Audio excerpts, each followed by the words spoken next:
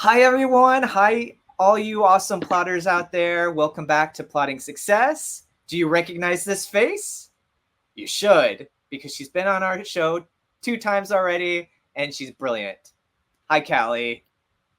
Hello. So, for people who were naughty and have not seen Callie's other 2 episodes, she's an amazing actress. She's had like success. She recently booked a commercial, which is amazing as an actress because she's super talented. And she maneuvered her way into writing. She's had success with 2 one-women musicals, and they're not just one-women musicals. She also sings, which is incredible. Callie, we already talked about it before, but like you come back from like an improv background with music. Can you just briefly talk about that? What that's like?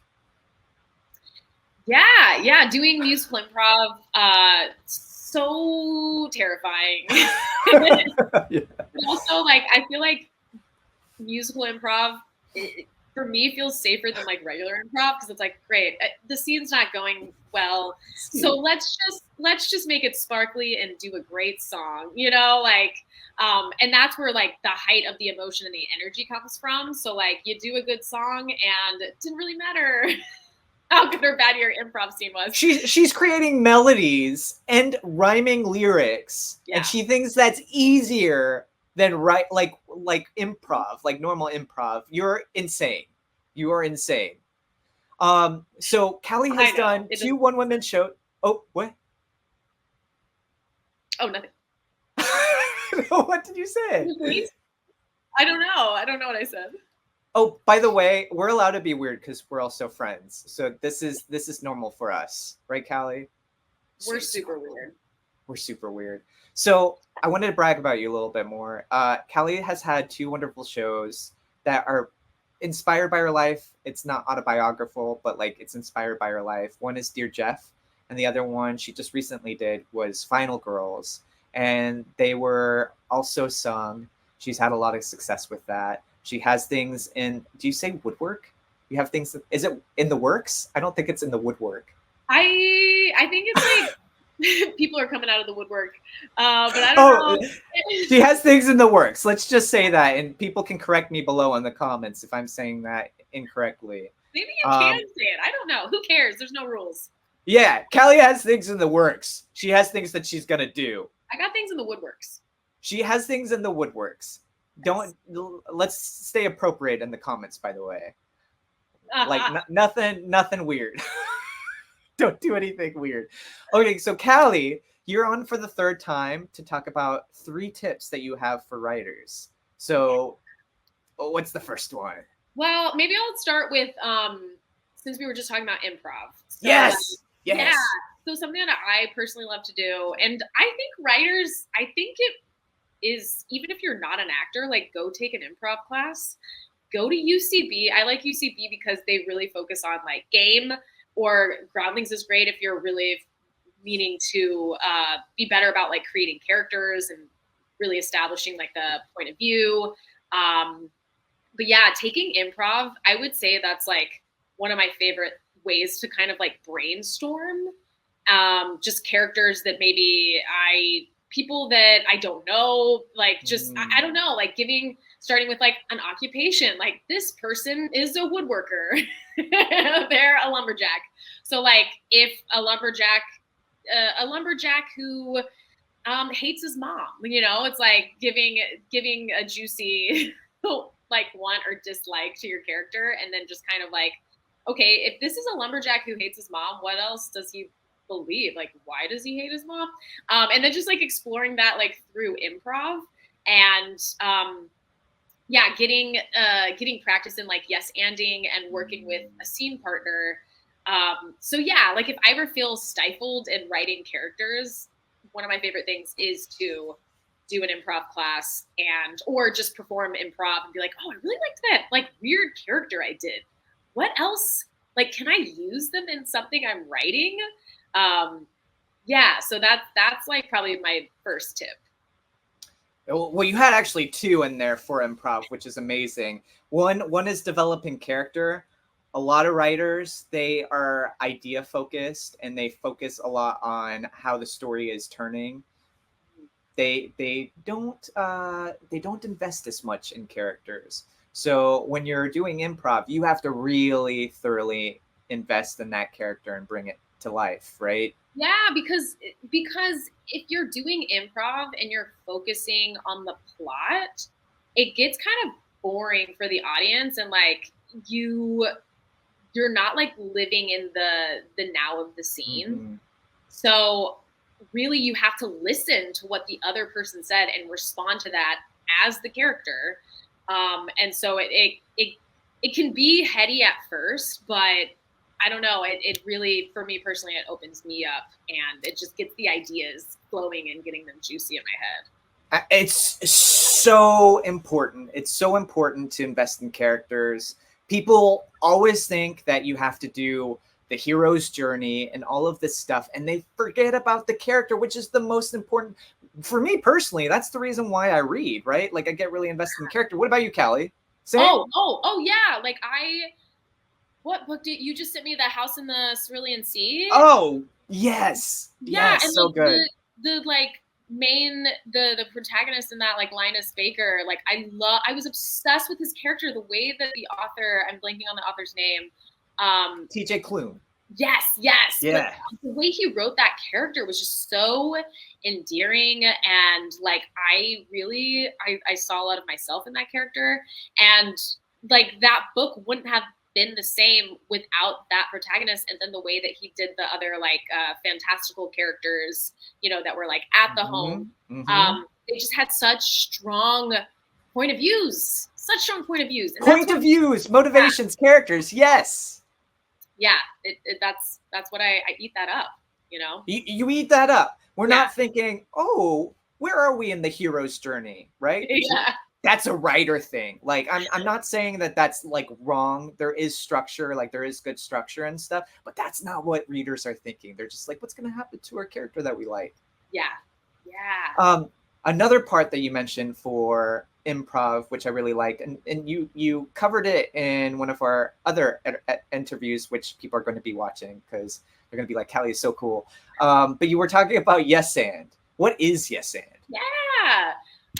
Yeah. And it's it's essentially like building on what the last thing that the person just said, instead of throwing out like a brand new idea or not like listening to them. It's like, oh, like my cat just died. And then like, if you're not listening, you might respond to like, you might be like, so when are we going out to eat? You know, when are we going on our date tonight? And then it's like, I just said my cat just died. And you completely like glossed over that's not how we act as human beings. Like if somebody had told me their cat just died, I would give like a genuine like response. Or like, and then you build on it, you know, like my cat just died. And then I would yes and that by maybe being like, your cat was your best friend. You took all those pictures at Kohl's with your cat. Or like, you know, and even give the cat a name, like use like specific details. So yeah, you're building on to what the last person just said instead of like steamrolling it with your own idea. Because when you build, steamrolling. Yeah. Oh, we got to stop here because this was all good. Circle all of this, like steamrolling with your own idea. Writers, we do that. Plotters, we don't totally do that. We're like, oh, let's like preach about our ideas and our story instead of letting our characters yes and. And what's different about acting and what I love about Callie recommending like doing improv is you have to focus on one character.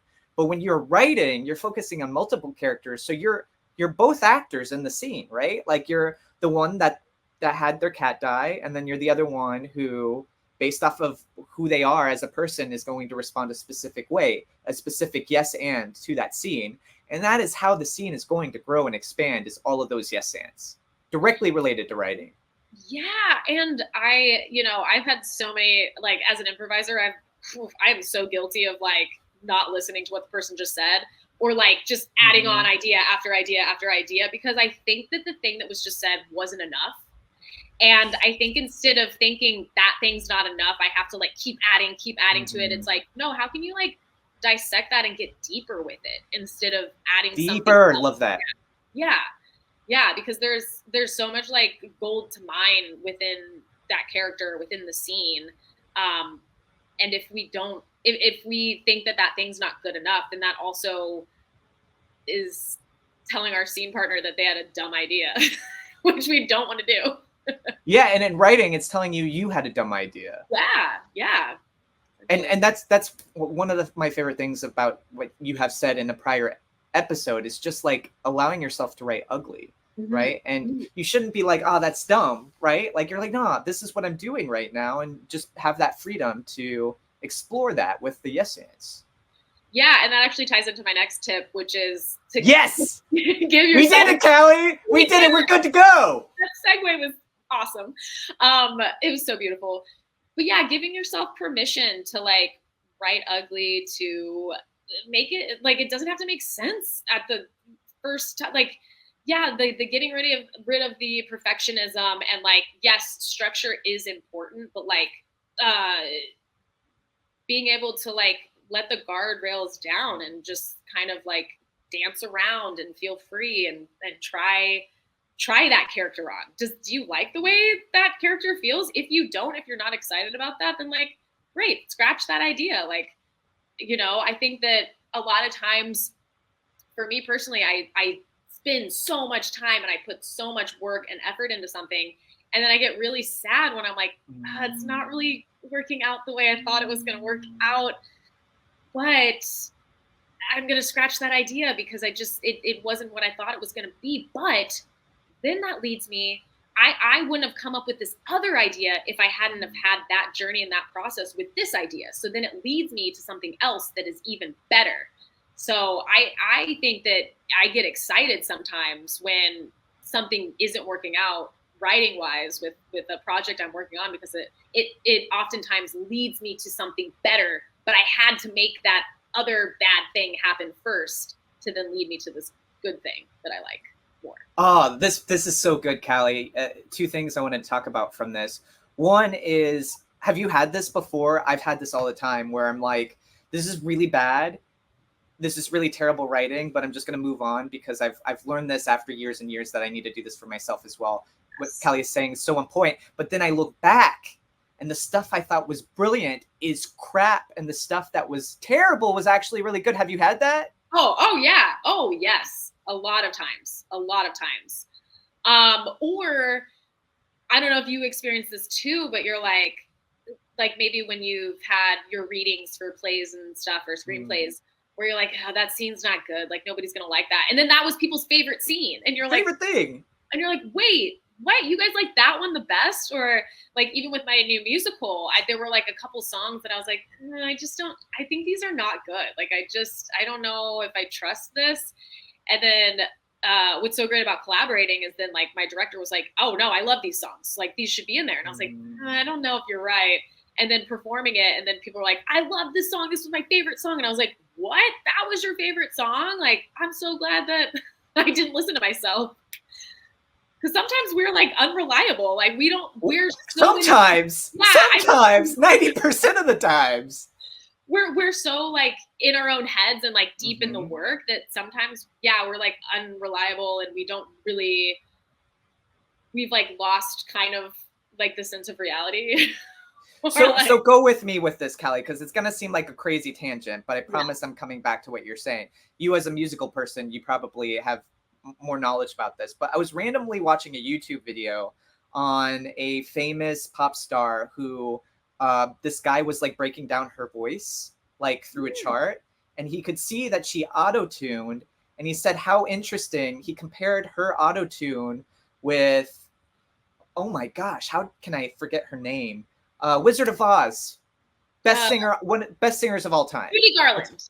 Judy Garland, right? He was comparing her vocals to Judy Garland, and Judy Garland's vocals are really, really good. But like when you magnify them, it's the imperfections that she hit because she was feeling something emotional, right? So she wasn't trying to sing pretty. She was hitting an emotion. And he was just talking about, and like in the comments, they were talking about how that was more beautiful than the auto-tuned, where it felt not quite there. And that's kind of like what writing is too. When you're hitting something emotional and ugly, versus something that you want to tie up in a bow. Thoughts on this, Callie? Yeah. Oh my gosh. I mean, totally. I think it, like, as like audience members, like I love watching things that aren't perfect, that are messy, that Like Phoebe Waller-Bridges? oh my God, Phoebe Waller-Bridge is incredible. And I don't know, I'm sure everybody else has watched Baby Reindeer. Like, oh wow, yeah. I just finished that the other day, and the ending of like the last episode, I mean, I was just like sobbing. I was blown away by that show. So good. But it yeah, like the imperfections, that's what people, and we live, it's the human element. Yeah, it's human. We see ourselves in the mess. We see ourselves in the chaos. I love that we see ourselves in the mess, Callie. That's so good. So well worded. And so that's why we cling on to that more. Like, I'd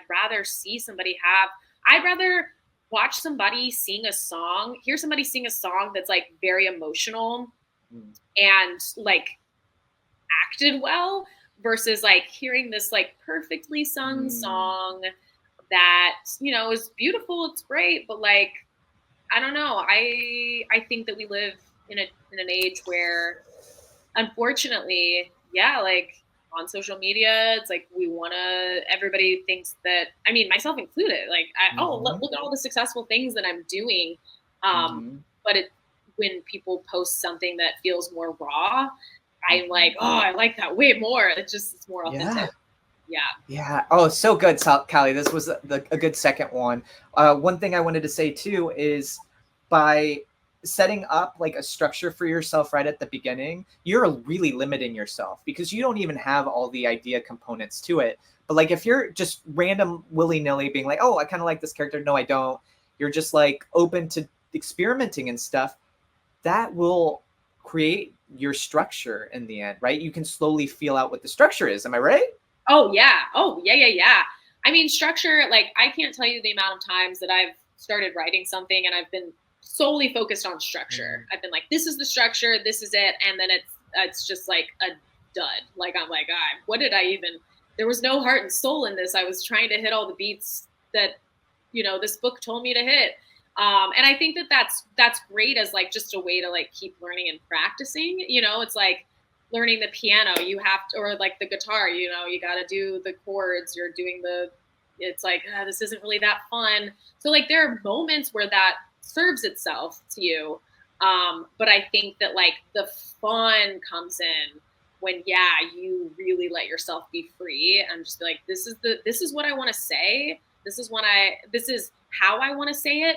It might not be, you know, perfect yet. Like, I need to, like, you know, I'm going to need to hone in on it in a different way down the road. But I think especially when you're like first starting off with an idea, it's really being free with it. Amazing, Callie. So we're going to do a little fun thing where we're just going to talk and you're going to naturally segue your way into the third one with improv. Okay. Oh, right now. Oh, right. Yes, right now. Oh my gosh, yeah. So we were, you know, talking about improv, and yeah, improv. That's awesome stuff right there. it's so awesome. So the third thing that cheat. You cheated. Okay, go. Number 3. Yeah, guys, come check out my improv shows. Really good. No, so we were kind of talking about books earlier, right? Like taking from Save the Cat, or like, I really like The Hero Succeeds, you know, those are all about structure. So we were just talking about structure and how it's great, but sometimes it can feel like a hindrance. I will say the book that really changed me and really helped my writing process was The Compound Effect. So we love this book. We love this book. Yeah. By we, I mean me and Callie, but also all of the me's inside me. I love it. It's the best. I personally, it resonated more with me than Atomic Habits. Like, I love that book too, but like this one, for some reason, the way that it was just broken down, I was really obsessed with it. So good. But the thing that I took the most from that was like, yeah, the doing every day. So like the writing every single day, making time to write. And I personally, like, I have to start with smaller chunks. Like, I can't be like, I'm going to write for 3 hours a day. It's like, no. I'm going to write for 30 minutes a day. And that might not get me that far. It might just be like, I'm brainstorming for 30 minutes. I'm like monologuing as this character for 30 minutes. I'm like making an outline for 30 minutes. But what happens then is I end up writing for longer because then I'm like, oh, wait, this is easy. Like, oh, cool. I already reached my goal. I wrote for 30 minutes. Like, I could probably write for a little bit more. Amazing. Yeah, exactly. And so I would say that is the thing that really changed me as a writer and got me into the habit. So is your third tip just setting up like an amount of time to do every day? Yeah. That's my third tip. To just do 30 minutes every day. Like if you're somebody who struggles with like resistance specifically, like I go through stages where I really feel resistant to writing. I'm like, I don't really have anything fun to say today. I don't really want to do it. But yeah, just holding myself accountable for 30 minutes, that was a game changer for me. And I've already said this before. I know Callie, and Callie actually helped me with my own, not just with writing, but in general, the tip on time. Something happens in your brain, and she said it, and I was like, Callie, this worked for me too. This is like something I don't know if other people talk about, but like definitely practice this. There's something you don't want to do, put a time to it. Don't think about everything you have to do for that situation. Like you can break it down into parts, like Callie's saying, and you're just focused on the amount of time that you set. Make it doable a small amount of time. I do 15, 25 minutes, and then I oftentimes cheat because I'm like, oh, this isn't as hard as I expected. But something about, I don't know what's happening in the brain, but something about labeling a time instead of thinking about the monster, the castle that you're trying to build, like, I don't know. It's like a hack. It definitely is a hack. It works for me every single time. Oh, yeah. And like you said, like it doesn't have to just be with writing. It'd be like, I'm going to exercise for 30 minutes. Maybe it's just me doing jumping jacks. Maybe I'm going on a walk. Like it's, I'm going to respond to emails for 30 minutes. It just feels less daunting. I don't know why, but for me, it just tricks my brain into doing the thing. It tricks my brain too. And just like being able to press a button, like I have a timer on my stuff. When the timer goes off, I'm like, no, stop. I'm going to keep going. I'm going to keep going. And like, I feel so good about myself instead of another thing that happens, I think, when you're focused on, I have to put this many words on the page or this has to happen, then you're making it about the exterior, right? Instead of the interior, which is you hit your time. You hit your time. Yeah. And you're like, I did it. Cool. I did it. And then I'm really proud of myself. And I'm like, I deserve a snack. I deserve a little reward for myself. I'm going to go get a scone. I'm going to get a muffin. I'm going to get a coffee. Amazing. And then you do it in the morning. I know you write in the morning. So that sets up your whole day. Talk about compound effect. Like everything else is just like, I got what I needed to do in the day. Now I can move on to other amazing things that I'm going to get done. Yes. Callie, thank you so much for your tips. They are really freaking good. Yeah. I hope they help. I hope they help people. Because they help me. And they help me too. Callie, where can we find you? You can find me on Instagram. It is Callie Ott, CallieEott. And we're going to include her handle in the description box below. And if you want to see super cool guests like Callie, like make sure you like and subscribe to the channel because YouTube doesn't know. YouTube doesn't know you like this until you show some action that you do. I'm also going to have description information below if you want to get a hack for like making sure you don't have writer's block. So look in the description and click on that. If you want to work with me personally, there'll be a link for that as well. And Callie, is there anything else you want to say before we go? Just keep going, keep doing it. And what's that like? Is it Kevin Costner? It's like, if you build it, they will come. Do you know what I'm talking about? I do.